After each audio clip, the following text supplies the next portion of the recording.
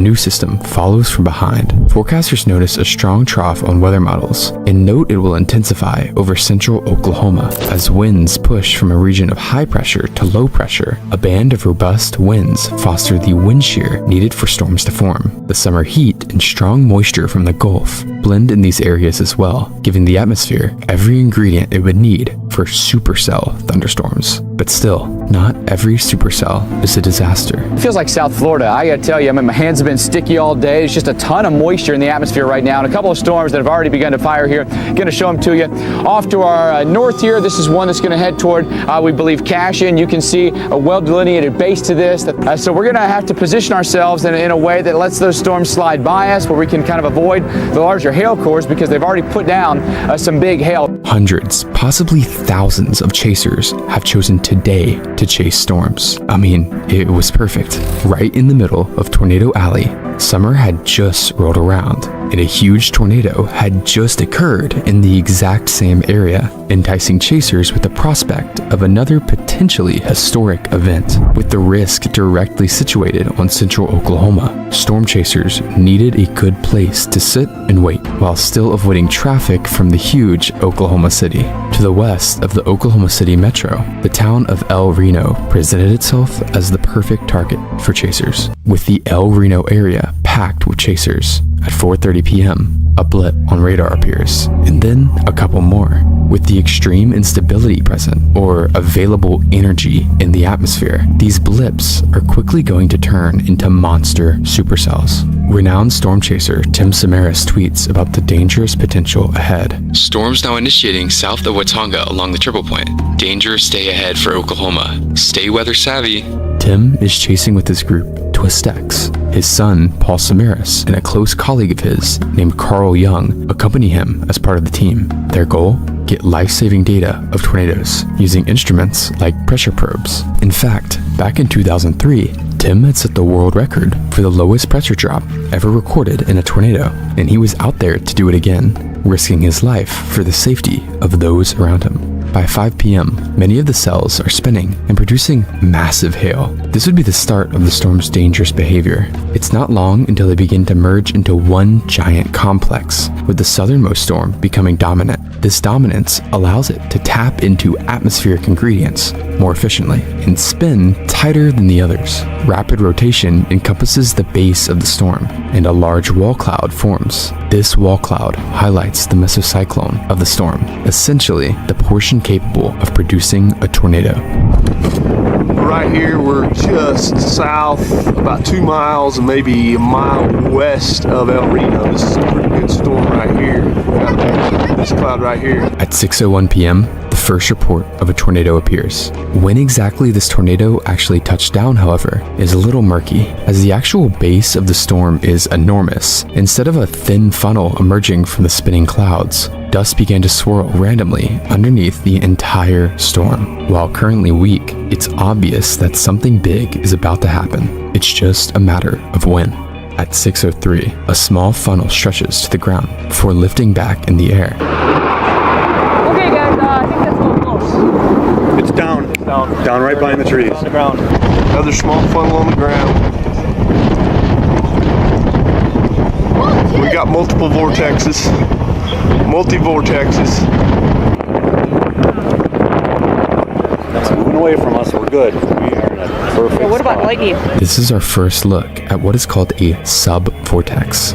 You see, tornadoes are not exactly one single spiral into the air, but rather multiple strong vortices of wind spinning around a common center. Typically, these vortices are so close and similar in strength that they appear as one. But in this storm, the area of rotation is so large and has so much energy, these sub-vortices appear erratically and discretely under the base. Multiple smaller circulations converge and morph towards one main tornadic circulation, and the entire beast sways around unpredictably. If this isn't already confusing enough, the situation becomes more erratic as multiple instances of twins to even quadruplet tornadoes occur. The storm is currently moving at a moderate 20 miles per hour to the southeast. Remember this number for later. To the southeast of the storm, a tornado touring group called Tempest Tours, with multiple visitors, are watching the tornado. Mesmerized by it, The group's leaders are unaware of how close the actual tornado is, as the small subvortices dance around in random directions. In fact, the edge of the circulation is less than 3 minutes from them. The tour leader is watching the increasingly erratic vortices carefully. He expects to see the tornado moving from left to right, which would indicate the tornado is moving from west to east, the expected direction of motion. Instead, they see no motion. That's when they realize something terrifying. The tornado is moving directly towards the tour group. The tour leader immediately honks his horn to get the group back in the van. At this moment, they have less than 60 seconds to get out of the tornado's path. Yeah, we gotta move.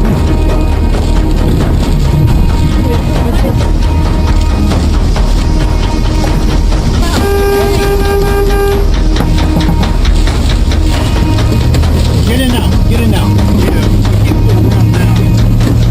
Shut that door. The tour group members jump into the vans, and the convoy bombs southwards to escape the tornado's path. Fortunately, they are able to outrun the vortex, a rare occurrence in comparison to others. The majority of chasers have positioned themselves to the south of the tornado. This is because, again, the tornado should be moving to the northeast, but because of the sudden southeast motion, they find themselves scrambling to get out of the way of the powerful circulation. Due to the hundreds of chasers, mobility is severely hindered as traffic jams begin to form. The hype caused by the active season has caused a backlog of chasers itching to get as close to the tornado as possible. This is a grave mistake, as that decision, combined with the erratic motion and structure of the tornado, is creating one of the most dangerous environments around a tornado possible. Due east of the tornado at 6:09 p.m., storm chasers Brett Wright and Brandon Sullivan are watching the tornado only 3,000 yards away. The chaotic movement of the subvortices make it difficult to determine the movement of the tornado, but they assume the tornado is headed east to northeast, which would be essentially directly for them. Analyzing the situation, they decide the smartest possible thing to do would be to drive south, but this is a freak tornado, and the decision would place them in a deadly situation as winds begin to batter the vehicle. Oh my gosh! Debris! Debris! It's coming up! That whole thing's coming up! Oh my god! Oh my god! Up with you. Keep going, Andrew. Keep going. Keep going.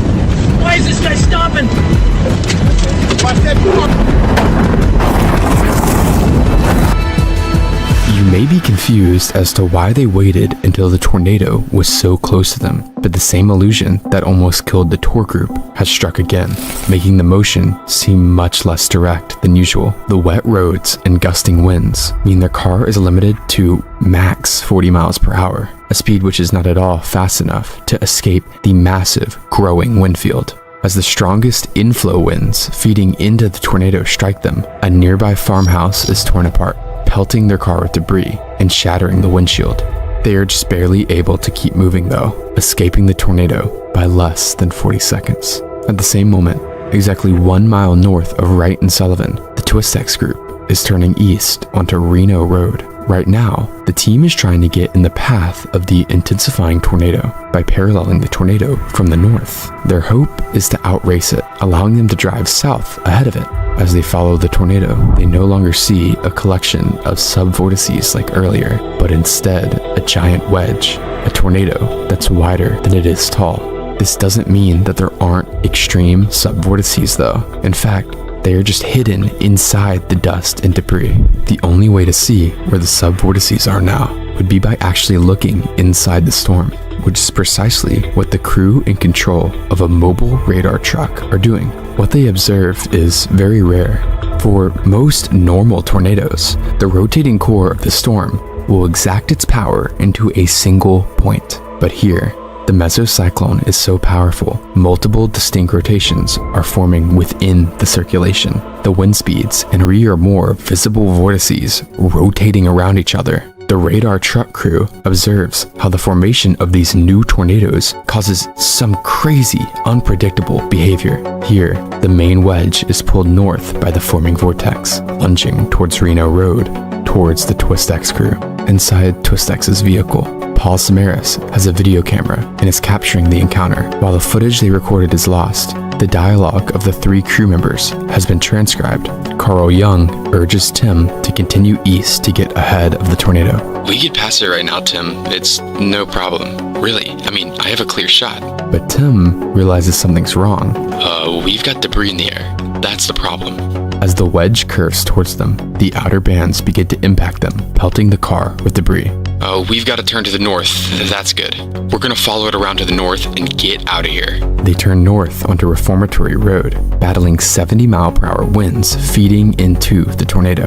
While this is happening, a civilian named Richard Henderson is also on Reno Road, just ahead of Twist X. He had watched the tornado touch down 10 minutes prior, where he had snapped an image of the forming tornado on his cell phone to send to a friend. Before he made a phone call, Henderson says, I'm having fun. I'm riding around chasing storms. Henderson's friend expressed concern. You better stop doing that. But Henderson kept chasing, continuing east on Reno Road. When the tornado made its launch north, Henderson kept pushing eastwards. The friend recalls hearing popping noises as debris hit Henderson's car. Soon, the call went dead. If the wedge keeps going north, both Twist X and Henderson won't just be hit by debris, but be directly struck by the violent tornado. In some miracle, the wedge decides to make a complete loop and begins to head south again. This sudden loop allowed Twist X to escape north, where they can turn west onto 10th Street to make another attempt at safely intercepting the tornado. The dark mass now deviates slightly to the east, and with this change in path, a change in speed. The tornado is no longer moving at the reasonable 20 miles per hour from the beginning of its life. Now, it's racing eastwards at more than 50 miles per hour. Any chaser east of the tornado now suddenly finds themselves escaping a deadly situation. There's a huge issue though. There are now potentially hundreds of chasers clogging the wet dirt roads, making it practically impossible to get out of the way. One chaser who finds himself stuck in the chaser traffic jam is Skip Talbot. He's in a group of chasers watching the storm approach from the intersection of 15th and Country Club Road.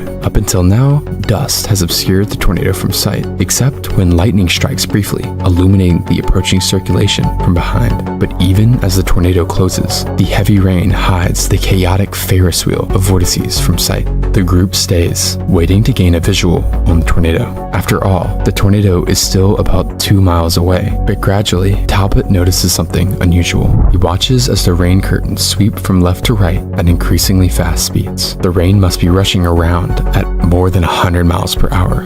This triggers a sudden epiphany.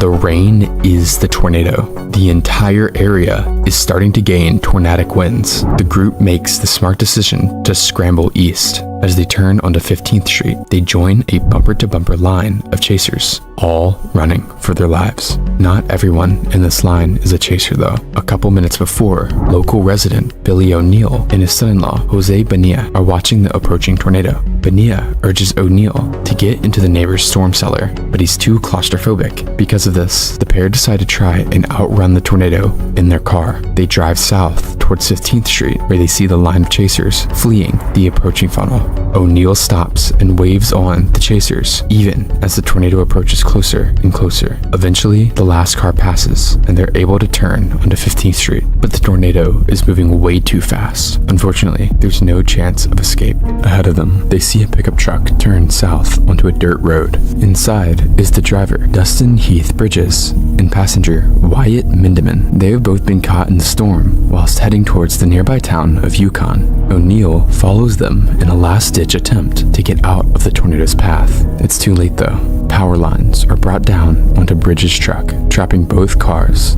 as the tornado overtakes them. Bonilla recalls, all the windows blew out. We started rolling. It was like slow motion. Both cars roll at least 150 yards before they come to a stop, right side up on a completely different road.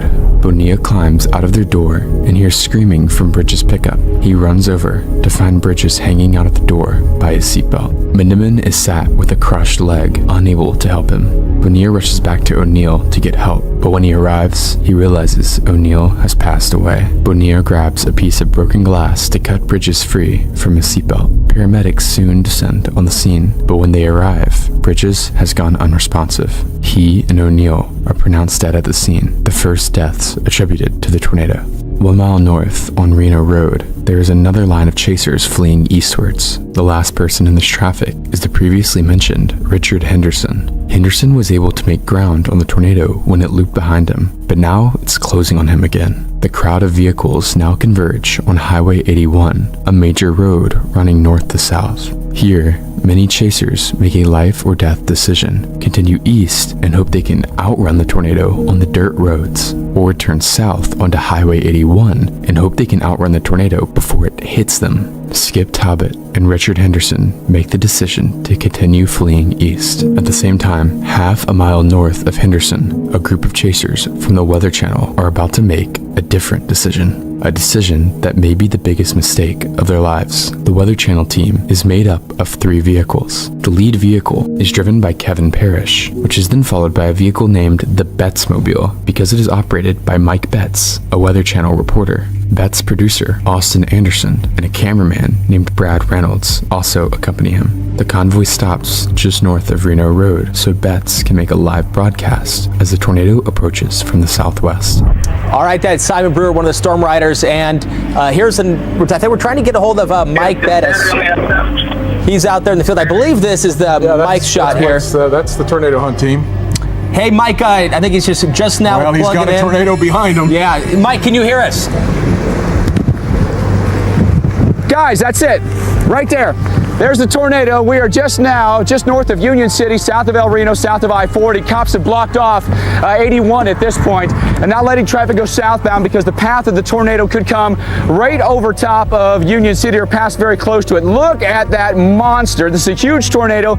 If you live in Union City, south of El Reno, you have to take shelter.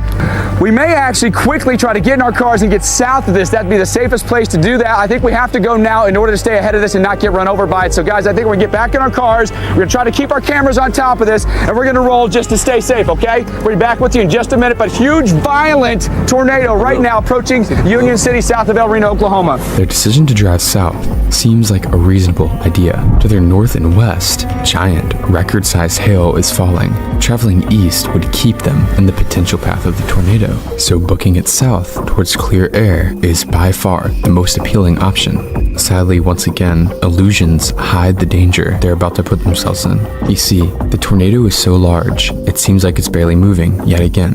But again, when a tornado doesn't appear to be moving, usually it's moving towards you. This illusion likely makes the team believe they are directly in the path, prompting the Weather Channel convoy to head south rather than stay put. The truth is, the tornado is now racing due east at 55 miles per hour, but it's not just moving at 55 miles per hour, because as well as this, the tornado's size is expanding faster now than any tornado in history. In less than 60 seconds, the wind field expands from 1 mile to 2 miles in width. This means the tornado is literally expanding towards Highway 81 at 30 miles per hour. Combining these values, the tornado's forward speed is coming directly at them at over 80 miles per hour.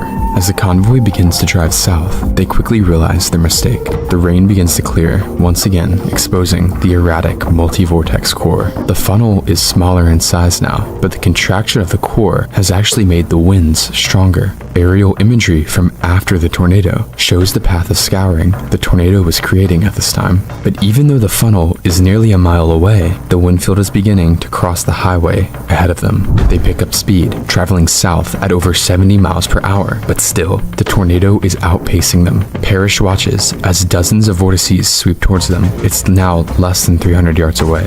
Winds into the storm suddenly spike to more than 120 miles per hour, lifting and slamming his car into the central divider before sucking it into the roadside ditch. Behind him, Betts is filming.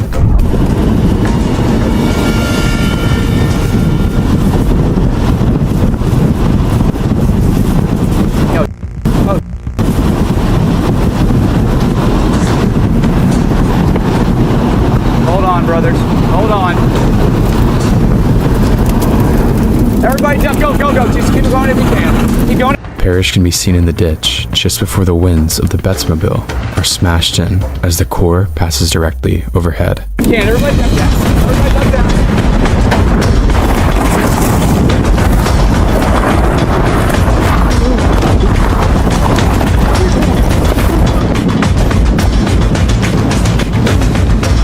Its camera is ejected from a window upon impact, but continues filming. The Betsmobile can be seen rolling away, with the 3 occupants still inside. To the north, a separate tour group operated by Randy Walton is attempting to navigate through the traffic jam of chasers on Reno Road. Their tour group is about 30 seconds ahead of Henderson, but instead of continuing east like Henderson, they turn north. 50 seconds later, they approach the intersection of Highway 81 and a road named Reuter Road. At this exact same time, the TwistX crew is now approaching Highway 81. Neither TwistX nor Henderson are aware of the incredible speeds at which the tornado has expanded eastwards. Tim says, "We're probably gonna have to cross 81 if this road is good, and then try and drop down if we got some viable roads." They pull up behind a Toyota Yaris. The driver is storm chaser Dan Robinson. Robinson has a rear dash cam rolling, filming TwistX right behind him. Robinson looks south and also sees the tornado crossing the highway. This convinces him to continue east onto Reuter Road.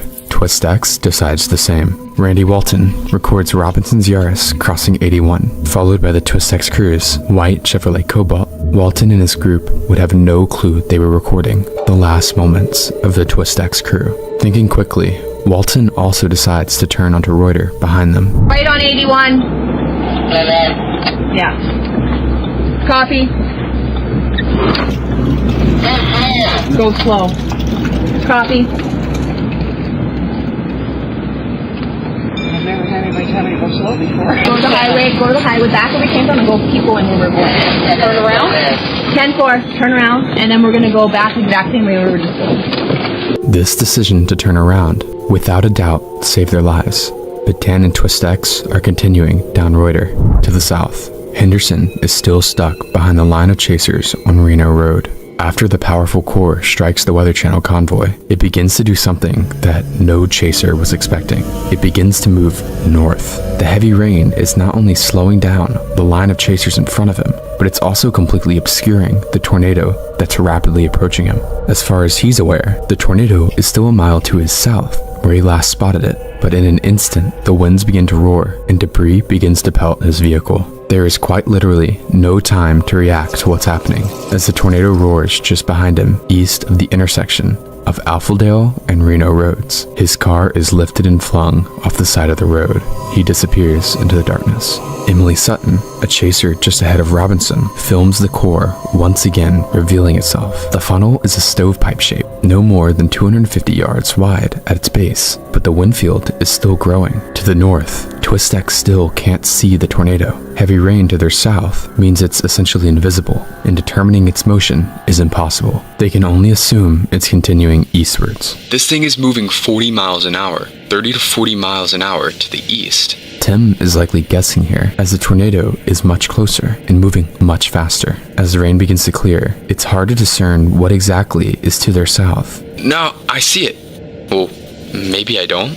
Tim looks up the road. Dan Robinson's car is just ahead, and rain bands begin to sweep towards the road. He glances back towards the massive rain, where the funnel is beginning to reveal itself. The air around him grows, quote, eerily calm. There's no rain here. Actually, I think we're in a bad spot. These are the last words that we verifiably have of the TwistX crew before the camera recording cuts off. It had used all of its storage, but at this point, the tornado is 90 seconds away. Robinson's rear dashcam continues to capture the white Chevy Cobalt. He also begins to realize what's happening. What is that? What is that? It looks like the tornado. The car won't go. I've got to get out of whatever this is. The car just isn't going. TwistX's Chevy, with less power than Robinson's Toyota, falls behind him. The rear dashcam captures the car disappearing from a pair of headlights to a single speck of light. And soon, the tiny speck of light is extinguished. The wall of darkness has consumed the road. Oklahoma Highway Patrol Officer Betsy Randolph is nearby and is listening to her radio when she hears a disturbing shout. "We're going to die, we're going to die." The transmission went dead immediately afterwards. It is believed that this transmission was from the TwistX vehicle, as the main circulation overtook their car. By the time Robinson pulls clear of the tornado, it has grown to its full width, an incredible 2.6 miles wide. The rain has fully cleared, and now the inner mechanisms of the disgusting monster can be seen. Huge sub-vortices sweep around at incredible speeds. The mobile radar truck from earlier has paralleled the tornado to the north on Interstate 40 and is watching the tornado approach. As the radar scans the tornado, they record something incredible. Inside the circulation, wind speeds of 296 miles per hour, the second highest wind speeds ever, are measured. Moments later, a satellite tornado arcs around the south side of the main one with a ground speed of 175 miles per hour. This is the highest forward speed ever recorded for a tornado. Within minutes, this tornado has come close to or has broken numerous records. It continues moving northeast, forcing the radar team to begin to flee east on I-40. But here, they realize the magnitude of the disaster that is about to unfold.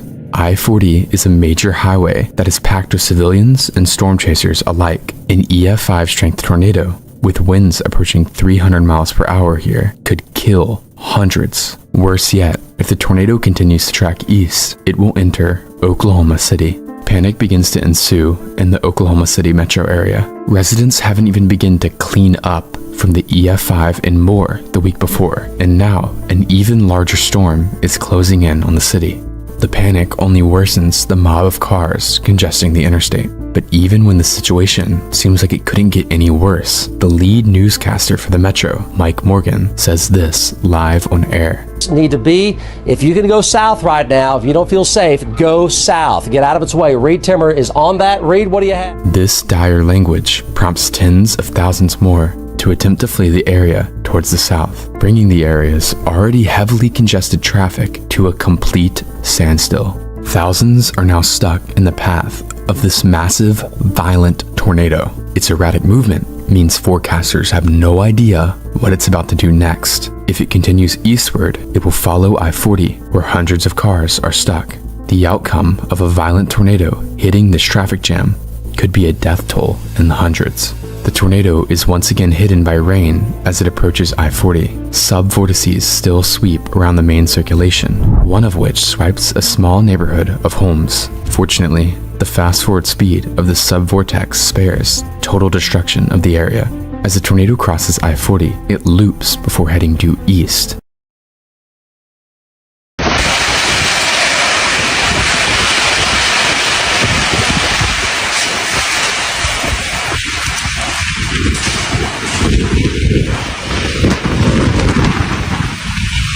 Dubai travel authorities today urged travelers to stay away from the airport after the United Arab Emirates was battered by more than a year and a half's worth of rain in just a few hours. Inside the metro.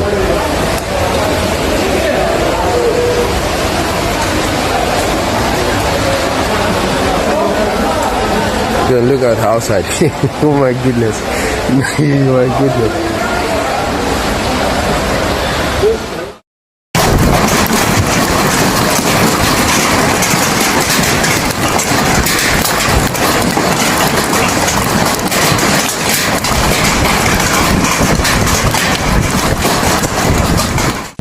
The desert city-state yesterday suffered horrendous floods, which swamped the airport and many of the surrounding roads, forcing dozens of flights to be canceled as travelers crammed into the concourse to shelter from the torrential downpour.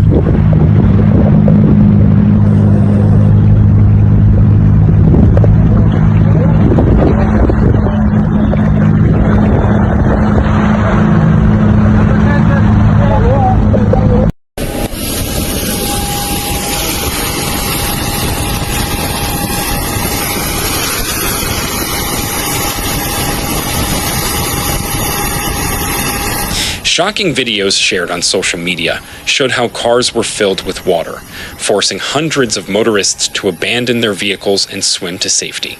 Some cars were completely submerged, with the top of their roofs barely breaking the water's surface. Some wealthy drivers in luxury cars bragged of floating their way through the carnage, but most saw their vehicles stall as they became stuck in the deluge.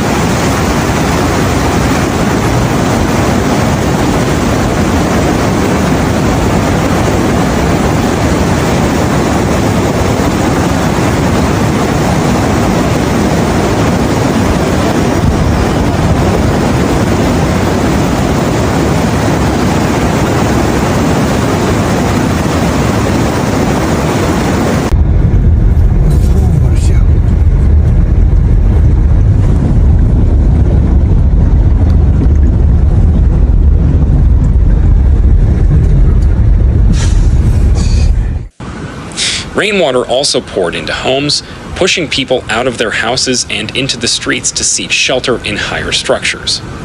Meanwhile, footage from inside the airport, the world's busiest for international travel, showed passengers sleeping on the floor as others were turned away from the terminal. Standing water lapped on taxiways as aircraft came in to land, forcing operators to completely close the airport for almost an hour yesterday. The facility quickly reopened, but the schedule has descended into chaos with dozens more flights disrupted.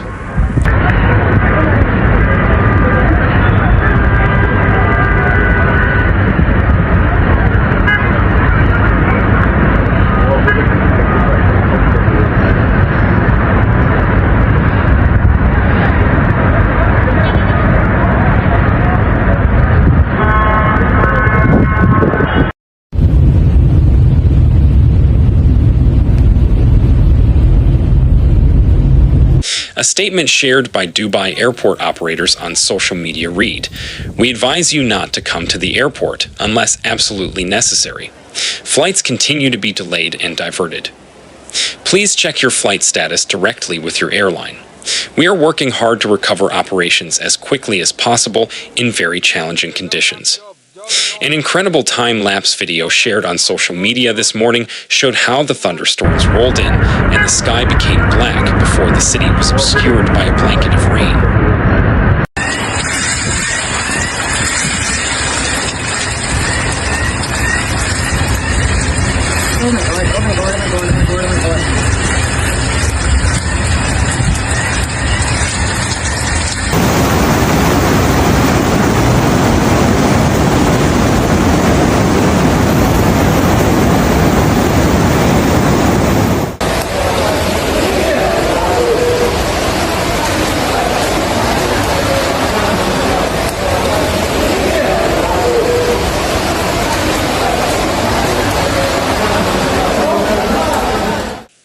Nearly 4 inches, 100 millimeters, of rain fell over the course of just 12 hours on Tuesday, according to weather observations at the airport, around what Dubai usually records in an entire year, according to United Nations data.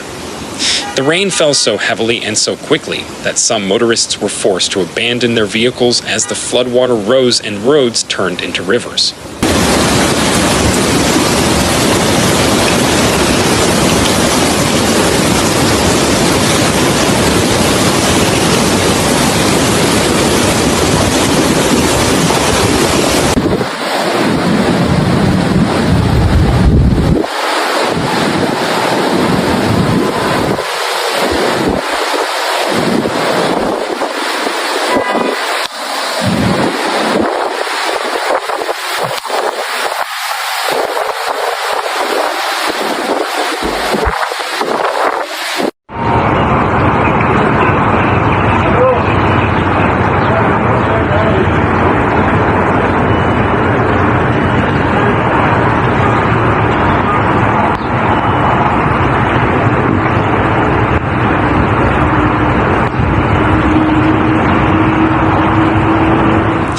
Video from social media showed water rushing through a major shopping mall and inundating the ground floor of homes.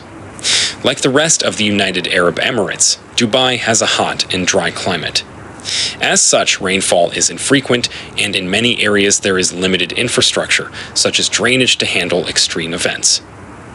The rain that plunged Dubai underwater is associated with a larger storm system traversing the Arabian Peninsula and moving across the Gulf of Oman. This same system is also bringing unusually wet weather to nearby Oman and southeastern Iran. Rain is expected to taper off in the region, but a few showers may linger Wednesday before dry weather returns. My car also inside water. Allahu musta'an. I can't go outside. I am in the window. International city now changed, like see, we can't go outside, all car damage. That's my car.